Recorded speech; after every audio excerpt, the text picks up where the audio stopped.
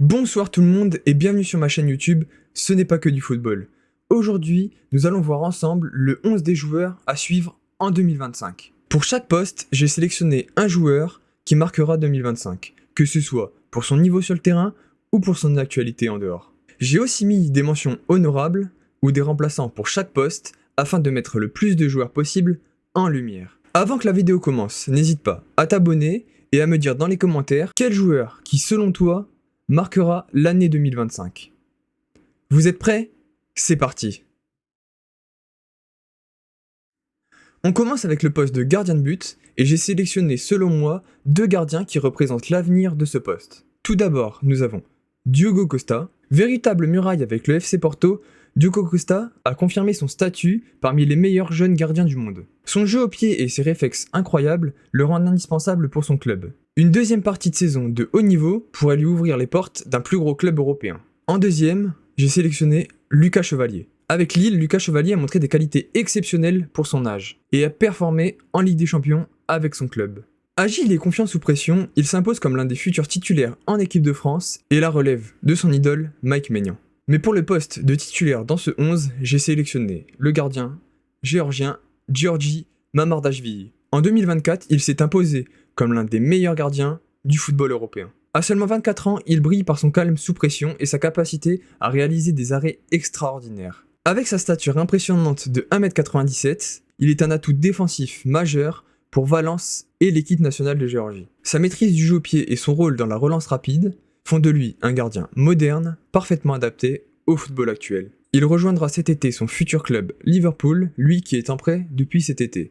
Il sera intéressant de suivre en 2025 s'il prendra la place de titulaire dans les cages ou s'il sera la doublure d'Alisson. Pour le poste de latéral droit, la mention d'honneur revient à Frimpong. Il a connu un début de saison en demi-teinte, mais son explosivité et sa capacité à créer des occasions restent impressionnantes. Avec sa vitesse et son dribble, il demeure une menace sur son côté droit en transition rapide. Il fera l'objet de convoitises et un transfert vers un club plus huppé est quasiment certain. Mais le titulaire au poste de latéral droit est Alexander-Arnold. Le joueur de Liverpool continue de redéfinir le poste de latéral dans le football moderne. Capable de se positionner en défense ou comme milieu de terrain créatif, son jeu est marqué par une précision exceptionnelle dans les passes longues ou dans les centres. Sa polyvalence tactique et son intelligence de jeu font de lui un élément clé pour le jeu de Liverpool. Toujours impliqué dans les moments décisifs, il est l'un des joueurs les plus influents à son poste parmi sa génération. En fin de contrat cet été, il est fortement lié au Real Madrid et sera sûrement la relève de Carvajal. Maintenant pour le poste de défenseur central droit, j'ai sélectionné deux joueurs dans les mentions honorables. Le premier étant Thomas Arroyo. Solide et fiable, il s'impose comme un titulaire en puissance du côté de son club. Sa lecture du jeu et ses relances précises font de lui un élément clé dans la défense. Il fait l'objet de convoitises pour cet été, notamment de la part du Paris Saint-Germain. La deuxième mention honorable pour ce poste est Jan Bisek. Ce colosse défensif combine puissance physique et précision dans ses interventions. Avec l'Inter, il sera l'un des joueurs à suivre en 2025. Mais le poste de titulaire en axial droit revient à William Saliba. Avec Arsenal et l'équipe de France, il a démontré qu'il était l'un des meilleurs défenseurs au monde en 2024. Son calme exceptionnel en phase défensive, combiné à sa lecture du jeu et sa capacité à anticiper les actions adverses, font de lui un élément indispensable. Il s'est affirmé en 2024 comme l'un des meilleurs à son poste, et 2025 doit être l'année de la confirmation pour lui, tant dans son club ou en équipe de France où il doit devenir un indiscutable. Il est l'un des hommes de base d'Arteta et doit permettre à son club d'aller chercher cette première ligue, même si cette année cela risque d'être compliqué étant donné que le titre semble promis à Liverpool. Pour le poste de défenseur central gauche, les mentions honorables vont dans un premier temps à Bastoni. Il est un véritable leader défensif avec l'Inter et une référence parmi les défenseurs centraux modernes.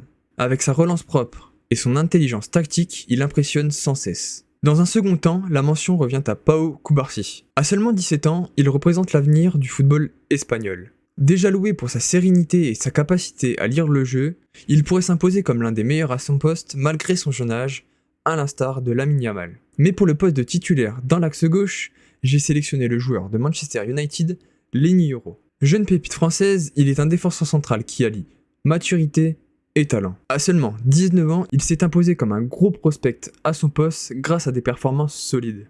Depuis son transfert, il a été blessé presque tout le début de saison. Mais depuis la fin de l'année, ses entrées remarquées face à Liverpool ou Arsenal notamment ont démontré une grosse force de caractère. Et il sera très intéressant de voir si, en 2025, il s'impose comme un titulaire dans la défense de Manchester United sous les ordres de Ruben Amorim. Je pense qu'il y a la place quand on voit les performances de Harry Maguire. Il est capable de jouer sous pression et possède une bonne relance. Sa maturité sur le terrain et sa progression rapide font de lui une valeur sûre pour le futur et une future star du football mondial. Maintenant, pour le poste de défenseur gauche, la mention d'honneur revient à Alphonso Davies. Surnommé Roadrunner pour sa vitesse exceptionnelle, il est une menace offensive constante sur le flanc gauche. Sa capacité à remonter le ballon sur tout le flanc gauche en un éclair font de lui un joueur unique. Le Real Madrid s'intéresse à lui étant donné sa situation contractuelle de fin de contrat en 2025. Mais j'ai sélectionné pour le poste de titulaire Théo Hernandez. Il est un défenseur gauche complet et l'un des meilleurs à son poste. Capable de combiner solidité défensive et contribution offensive, il est un atout précieux pour le Milan. Cependant, son début de saison est plus que mitigé. Il a en effet goûté plusieurs fois au banc sous Paulo Fonseca. Mais ce dernier parti et Sergio Conceição arrivé, il doit retrouver son niveau et montrer qu'il est l'un des meilleurs à son poste. Cela semble bien parti pour 2025 étant donné que le Milan vient de remporter la Supercoupe d'Italie avec notamment une grosse performance de Théo Hernandez lors de ce match. Pour le poste de milieu défensif, la première mention d'honneur revient à Bruno Guimaraes. Pièce maîtresse du milieu de terrain de Newcastle, il s'affirme comme l'un des meilleurs 6 d'Europe. De plus, l'ancien lyonnais est convoité par de nombreux cadors européens. Alors, une bonne deuxième partie de saison et pourquoi pas un gros transfert à l'été 2025. La deuxième mention honorable au poste de numéro 6 est Marc Casado. Ce jeune milieu de terrain montre déjà une maturité exceptionnelle dans son rôle. Il s'est révélé lors de cette première partie de saison comme l'un des joueurs importants dans le Barça d'Hansi Flick et a même connu ses premières capes en sélection espagnole. 2025 s'annonce radieux pour lui. Mais au poste de titulaire, j'ai sélectionné Ryan Gravenberch. Il s'est imposé comme un milieu de terrain polyvalent, capable de récupérer le ballon tout en contribuant activement à la construction offensive du jeu des Reds. Cette saison, il a été impérial dans le milieu de terrain de Liverpool, et on semble retrouver le potentiel qu'on avait vu en lui lorsqu'il évoluait à l'Ajax. Il possède un gabarit physique impressionnant, un jeu de corps et une technique incroyable. Sous son compatriote, Ryan Gravenberch s'impose comme le fer de lance de Liverpool cette saison. Et cela est notamment dû à son calme, sa vision du jeu et sa maîtrise des espaces. Il sera intéressant de le suivre en 2025, tant Liverpool joue sur tous les tableaux avec Gravenberch dans son milieu de terrain. Pour le poste de milieu relayeur, ma mention honorable revient à Ederson. Le milieu de terrain de l'Atalanta est doté d'une vision exceptionnelle. Il est un box-to-box capable de contribuer tant sur le jeu offensif de son équipe que le jeu défensif. Avec ses passes millimétrées et son volume de jeu, il est un joueur clé sous l'Atalanta de Gasperini. Pour moi, un avenir dans le City de Guardiola ne serait pas déconnant. Cependant, le poste de titulaire revient à Tijani Reinders. C'est un milieu de terrain infatigable qui, en 2024, a explosé avec les Pays-Bas et le Milan. Grâce à sa capacité à couvrir de larges zones du terrain et à jouer un rôle actif dans les phases offensives et défensives de son équipe, il s'est imposé comme un joueur essentiel. Il a démontré tout son talent, notamment lors du match face au Real de Madrid, où, à lui tout seul, il a su maîtriser et imposer sa loi face au milieu de terrain madrilène. 2025 doit être l'année où il s'impose comme une référence mondiale à son poste. Et pourquoi pas rejoindre un des top clubs européens capables de viser la victoire en Ligue des Champions. Pour le poste de milieu offensif, la mention honorable revient à un joueur qui aurait pu largement être titulaire dans cette équipe. Ce joueur, c'est Cole Palmer. Que dire de ce joueur qui, en 2024, après son départ de Manchester City, a bluffé tout le monde. Il s'est imposé comme l'un des meilleurs joueurs de Première Ligue et du monde en 2024. J'aurais pu le mettre titulaire, mais pour moi, il va continuer sur sa lancée. Et j'ai préféré mettre au poste de titulaire un joueur dont l'avenir semble radieux et dont les spéculations cet été au sujet d'un potentiel transfert s'annoncent importantes. Le joueur que j'ai donc mis au poste de titulaire est Florian Wirtz. Il est déjà considéré comme le nouveau joyau du football allemand. Et cette saison, il continue de briller avec le Bayer Leverkusen. Sa vision et sa créativité font de lui un danger constant pour les défenses adverses. Avec 12 buts et 8 passes décisives en ce début de saison, il est un maître dans l'art de créer des occasions pour lui-même ou pour ses coéquipiers. Il possède également une maturité impressionnante pour son âge et cela fait de lui un joueur capable de gérer la pression dans les grands matchs. Il est l'une des figures centrales de l'avenir du football. Il est lui aussi envoyé dans des grands clubs comme Manchester City et le Real Madrid. Et il sera intéressant de le suivre en 2025 pour voir s'il continue sur sa lancée et s'il sera considéré comme l'un des meilleurs du monde à son poste. Mais pour moi, il en fait déjà partie. Pour le poste d'ailier droit, je pense que beaucoup s'attendent à ce que je mette Lamine Yamal. Mais pour moi, il sera seulement ma mention honorable. À seulement 17 ans, il impressionne par sa maturité et son flair offensif. Il s'impose déjà comme l'un des meilleurs joueurs du monde à son poste. Et ses prestations avec le FC Barcelone et l'Espagne font de lui un des plus grands talents pour l'avenir du football. Il faudra voir si l'année 2025 sera celle de la confirmation pour lui. Mais pour le poste de titulaire, j'ai choisi un autre joueur, un joueur qui selon moi est peut-être le Ballon d'Or 2025. Ce joueur, c'est Mohamed Salah. Il est toujours aussi décisif lors de cette saison 2024-2025. Et il prouve encore cette saison qu'il est l'un des meilleurs ailiers droits du monde. Sa capacité à éliminer ses adversaires, son sang-froid et sa régularité devant le but font de lui un cauchemar pour les défenses adverses. Cette saison, il a déjà marqué 21 buts et délivré 17 passes décisives, confirmant son importance dans le jeu de Liverpool. Il est également reconnu pour son éthique de travail, son professionnalisme et son rôle de modèle pour les générations suivantes. À 32 ans, il est toujours au sommet de son art. Cette saison, il est en mission, et 2025 doit lui permettre de gagner sa dernière Première Ligue avec Liverpool.